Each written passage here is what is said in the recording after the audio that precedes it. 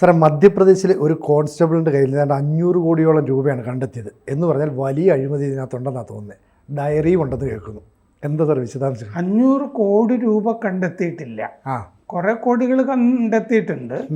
500 കോടി രൂപയുടെ സ്വത്ത്, അനധികൃത സ്വത്ത് ഇയാൾക്കുണ്ട് എന്ന് കണ്ടെത്തിയിട്ടുണ്ട്. റെയ്ഡിലും കണക്കെടുപ്പിലും എല്ലാം കൂടിയിട്ട്.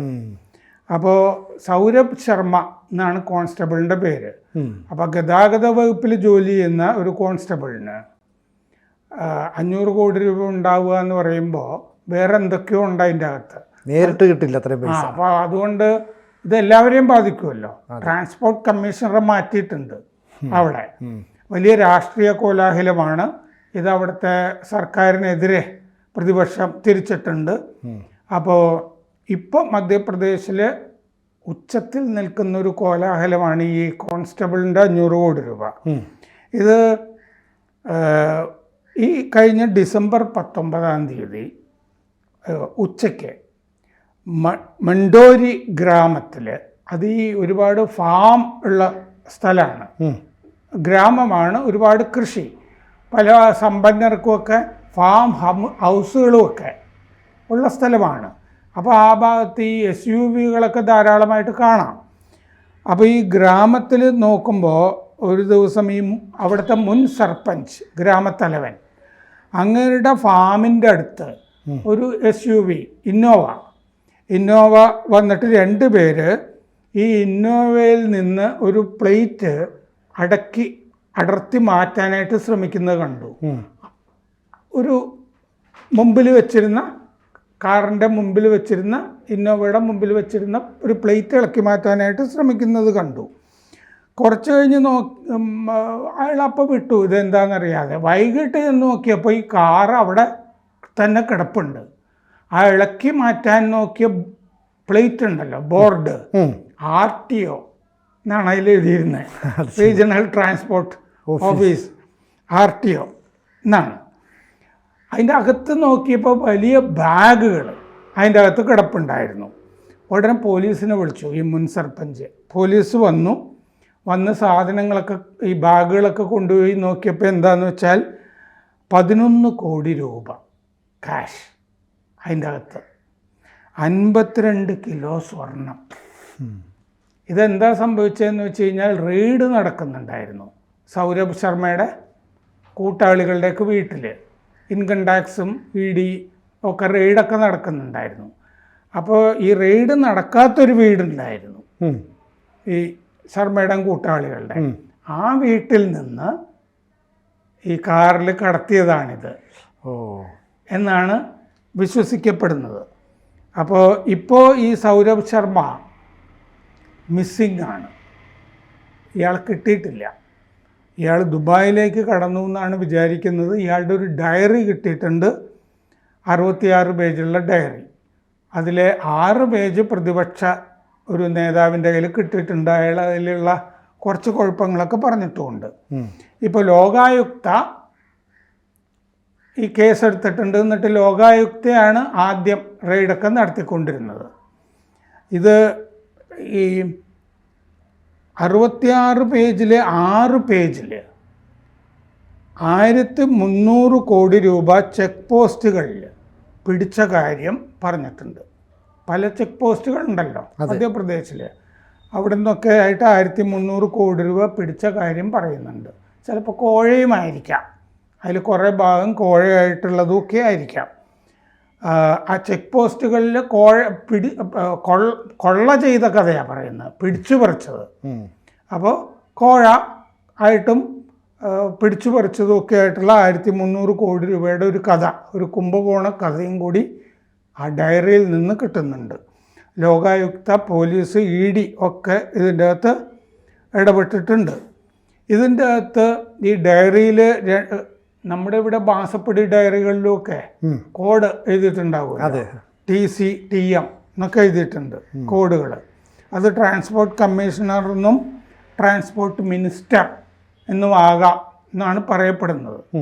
ഈ കോഴയുടെ കാര്യമൊക്കെ പറയുന്നിടത്ത് മോഹൻ യാദവാണിപ്പോൾ മുഖ്യമന്ത്രി. മുമ്പ് കമൽനാഥായിരുന്ന കാലത്ത് കോൺഗ്രസിൻ്റെ അഴിമതികളെ പറ്റിയുമൊക്കെ പറയുന്നുണ്ട്. ഈ സൗരഭ് ശർമ്മ എന്ന് പറഞ്ഞ കോൺസ്റ്റബിളിൻ്റെ ജനിച്ചത് ഗ്വാളിയറിലാണ്. ഭോപ്പാലിലിപ്പോൾ വീടുകളൊക്കെ ഉണ്ടെങ്കിലും 2015 ഇയാളുടെ അച്ഛൻ മരിച്ചപ്പോൾ ആശ്രിത നിയമനം അങ്ങനെ കിട്ടിയതാണ് ജോലി ഈ കോൺസ്റ്റബിളായിട്ട്. ഈ അച്ഛൻ മരിച്ച അതിലുള്ള ആശ്രിത നിയമനം. അപ്പോൾ ഡിസംബർ 19 ലോകായുക്ത ഭോപ്പാലിലെ ഇയാളുടെ പ്രോപ്പർട്ടികളിൽ റെയ്ഡ് നടത്തിയിട്ട് 2.1 കോടി രൂപ കാഷായിട്ട് കിട്ടി. സ്വർണം കിട്ടി, വെള്ളി കിട്ടി. അന്ന് ഈ ഇന്നോവ നേരത്തെ പറഞ്ഞത് അപ്പുറത്തെ ഒരു വീട്ടിൽ നിന്ന് രക്ഷപ്പെട്ടു പോയി വനപ്രദേശത്ത് പാർക്ക് ചെയ്തതാണെന്നാണ് കരുതുന്നത്. ആ ഇന്നോവ അത് ചേതൻ സിംഗ് ഗൗറിൻ്റെ പേരിലാണ് എന്ന് കണ്ടെത്തിയിട്ടുണ്ട്. ചേതൻ സിംഗ് ഗൗർ ഇയാളുടെ സഹായിയാണ്, ഇയാളുടെ ഒരു റിയൽ എസ്റ്റേറ്റ് കമ്പനിയിൽ ഡയറക്ടറുമാണ്, ശർമ്മയുടെ സഹായിയാണ്. ഇപ്പോൾ ദുബായിലേക്ക് സൗരഭ് ശർമ്മ പോയിരിക്കുന്നു എന്നാണ് വിവരം. ഈ ഗൗറും പിന്നെ ശരത് ജയ്സ്വാൾ എന്ന് പറഞ്ഞ ഒരാളും സഹായികളാണ്. അവരെ കാണാനില്ല.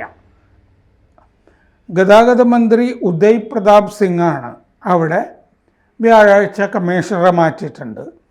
ഈ ഗതാഗത മന്ത്രി രാജിവെക്കണം എന്നൊക്കെ പ്രതിപക്ഷം പറയുന്നുണ്ട്. റെയ്ഡ് നടക്കുമ്പോൾ കാറ്, ഈ ഇന്നോവ, ഈ സഹായി ഗൗറുണ്ടല്ലോ, ഗൗറിൻ്റെ വീട്ടിൽ നിന്ന് പോയതാണ് ഈ SUV. അയാളുടെ പേരിൽ തന്നെയാണല്ലോ SUV. അവിടുന്ന് പോയതാണ്, അവിടെ സൂക്ഷിച്ചിരുന്നാണ് ഈ സ്വർണവും പണവും എന്ന് കണ്ടെത്തിയിട്ടുണ്ട്. ഭോപ്പാലിലെ വീട്ടിൽ തെരച്ചിൽ നടത്തിയപ്പോൾ അപ്പുറത്തുള്ള വീട്ടിൽ റെയ്ഡ് നടന്നില്ല. അങ്ങനെയാണ് ഇത് സംഭവിച്ചിരിക്കുന്നത്. അപ്പോൾ ഈ സൗരവ് ശർമ്മ ഒരാളുടെ കയ്യിൽ നിന്ന് പെട്രോൾ പമ്പ് വാങ്ങിയിരുന്നു. അപ്പോൾ പെട്രോൾ പമ്പ് വാങ്ങിയ എന്തോ കാരണവശാൽ അവർ തമ്മിൽ തെറ്റിയിട്ടുണ്ട്.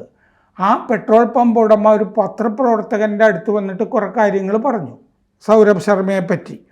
അങ്ങനെയാണ് ലോകായുക്തയുടെ മുമ്പിൽ പരാതി ചെന്നത് ഇയാൾക്കെതിരെ. അതിൽ 500 കോടി മുതൽ 700 കോടി രൂപ വരെ ഉള്ള സ്വത്ത്, അനധികൃത സ്വത്ത് ഇയാൾക്കുണ്ട് എന്ന് അതിൽ പറഞ്ഞിട്ടുണ്ട്. ഭാര്യയുടെ പേരിലും അമ്മയുടെ പേരിലും ഒക്കെയാണ് കുറേ സ്വത്തുക്കൾ. മകൻ്റെ പേരിലൊരു കമ്പനി നടത്തുന്നുണ്ട്. 15 കൊല്ലമായി ജോലി തുടങ്ങിയിട്ട് ഈ ഡിസംബറിൽ VRS എടുത്തിരുന്നു. ഒരുപാട് പൈസ ആയല്ലോ. ഇനിയിപ്പോൾ ജോലിയുടെ കാര്യമൊന്നും ഇല്ല. അപ്പോൾ 2022 സെപ്റ്റംബറിൽ 2 ട്രാൻസാക്ഷൻ നടന്നതായിട്ട് കാണുന്നുണ്ട്, ഭാര്യയുടെ പേരിലും ഗൗറിൻ്റെ പേരിലും. അത് 2 ഭൂമി ഇടപാടിൻ്റെ ആണ്. പൈസയൊക്കെ കൊടുത്തതും ഭൂമി മേടിച്ചതും ഒക്കെ. ഇയാളുടെ അമ്മയും ഭാര്യയും ഇപ്പോൾ ഭോപ്പാലിൽ ജയ്പൂരിയ സ്കൂൾ എന്ന് പറഞ്ഞിട്ട്, ജയ്പൂരിയ സ്കൂൾ എന്ന് പറയുന്ന ഒരു ശൃംഖലയുണ്ട്, അതിൻ്റെ ഫ്രാഞ്ചൈസികളാണിവർ. ഭോപ്പാലിൽ സ്കൂൾ നടത്തുക, അത് ഭാര്യയും അമ്മയും കൂടി അവരുടെ പേരിലാണ് ആ സ്കൂള്, സ്വന്തമായിട്ട് സ്കൂള്. അവരാണ് ചെയർപേഴ്സൺ, ഡയറക്ടർ പൊസിഷനിലൊക്കെ ഇരിക്കുന്നത്. അതിൽ ഇയാളില്ല, ഇയാൾ ജോലിയിലിരിക്കുകയായിരുന്നല്ലോ. അപ്പോൾ ഇയാൾക്ക് പറ്റില്ല. അങ്ങനെയാണ് ചെയ്തത്. പിന്നെ ഇയാൾക്ക് എവിറൽ ബിൽഡിംഗ് ആൻഡ് കൺസ്ട്രക്ഷൻ എന്ന് പറഞ്ഞൊരു കമ്പനി ഉണ്ട്. അത് മകൻ്റെ പേരിൽ 2021 തുടങ്ങിയതാണ്, റിയൽ എസ്റ്റേറ്റ് കമ്പനി. ഗൗറും ജയ്സ്വാളും ഇയാളുടെ കൂട്ടാളികൾ ഇതിൽ ഡയറക്ടേഴ്സാണ്. ദുബായിൽ ഇയാൾക്കൊരു വില്ലയുണ്ട്, 150 കോടി രൂപ വില വരുന്ന വില്ല.